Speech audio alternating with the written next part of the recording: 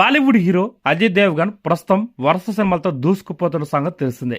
ఆయన తీసుకున్న పారితోషికం గురించి ఒక వార్త ఇప్పుడు హాట్ టాపిక్ గా మారిపోయింది. దర్శకధీరుడు రాజమౌళి దర్శకత్వంలో 2022 సంవత్సరంలో విడుదలై సంచలన విజయం సాధించిన సినిమా త్రిబుల్. ఆ సినిమాలో ఒక అతిథి పాత్రలో అజయ్ దేవ్గన్ నటించిన విషయం తెలిసిందే. ఇందులో స్వాతంత్రం కోసం పోరాడే వీరుడి పాత్రలో ఆయన 8 నిమిషాల పాటు కనిపించారు. ఇంత చిన్న నిడివి ఉన్న పాత్ర కోసం ఆయన సుమారు 35 కోట్ల రూపాయలని నిర్మాతల దగ్గర ముక్కు పిండి వసూలు చేస్తారంట. అంటే నిమిషానికి 4 కోట్ల పైనే. ఇది విన్న నెటిజన్లు షాక్ అయిపోతున్నారు.